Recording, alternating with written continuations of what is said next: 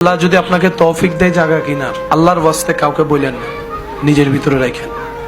আল্লাহ যদি আপনাকে বাড়ি বানানোর তৌফিক দেয়, খুশি মনে কাউকে বলতে যাবেন না, নিজের ভিতরে রাখেন। কোন একটা চাকরিতে ইন্টারভিউ দিয়েছেন, হুট করে খুশি মনে বলতে যাবেন না, নিজের ভিতরে রাখার চেষ্টা করেন। গাড়ি কিনছেন, যা কিনছেন নিজের ভিতরে রাখেন। হয়তো আপনি যে চিন্তায় অন্যকে নিজের সুখটা শেয়ার করছেন, এটা অনেক সময় হয়তো হিতে বিপরীত হয়। কারণ কেন বলছি এই কথাটা, শুনতে একটু অড লাগলো, কিন্তু জিনিসটা বাস্তব। কারণ বদ নজর বলো একটা শব্দ আছে, আর মানুষের কাছের প্রিয় মানুষের বদ নজরটা একটু বেশিই লাগে, নজরটা একটু বেশিই লাগে। আর এই নজর ব্যাপারে নবী রহমতুল্লাহ আলামিন হাদিসে পাকে কিন্তু সাবধান করে গিয়েছেন।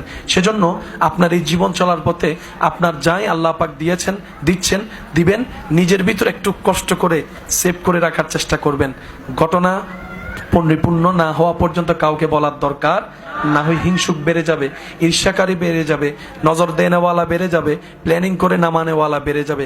কাজটা পরিপূর্ণ হওয়ার পরে আগে রবের দরবারে 2 রাকাত শুকরিয়ার আদায় নামাজ করবেন, যে ইয়া রব, আমি যোগ্য ছিলাম না, আমি ছিলাম মাটির, তুমি আজকে আমাকে 4 তলার উপর তুলে দিয়েছো, সুবহানাল্লাহ। আল্লাহ, আমি ছিলাম পায়ে হাঁটার মানুষ,